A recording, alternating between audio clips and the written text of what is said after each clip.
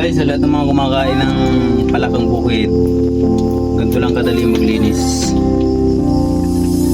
Hindi ka 100% Max Bateño o hindi ka 100% Pinoy kung hindi ka kumakain ng palakang bukid. Yung paborito ng mga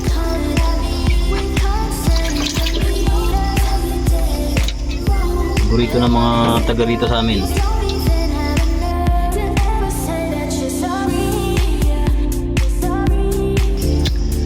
100% palaka.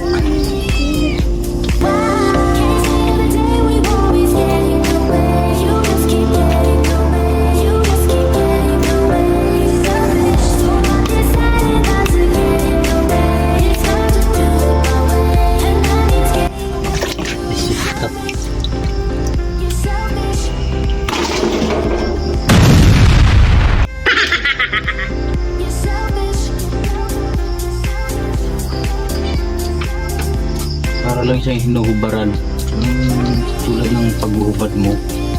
Oh my God!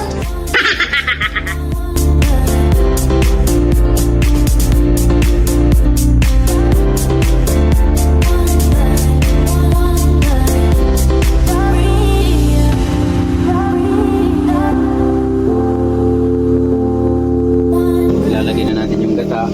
Yung iba naman ang pagluluto nito ay prito, pero para sa akin mas masarap yung gata. Gata mo. Ayan. Lagay natin. Talagang sobrang sarap nito mga idol. Patutuyuin natin sa gata. Ilang minuto lang ay okay na.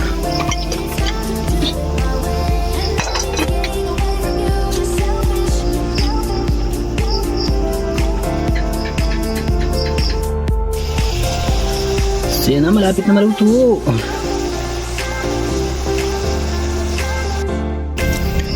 So ayan guys, luto na ng ating ginataan. Nice. So meron din pa nakasamang dalaga.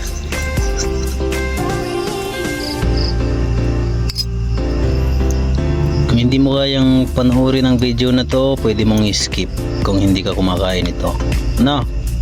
Para maliwanag tayo. Okay. Ba?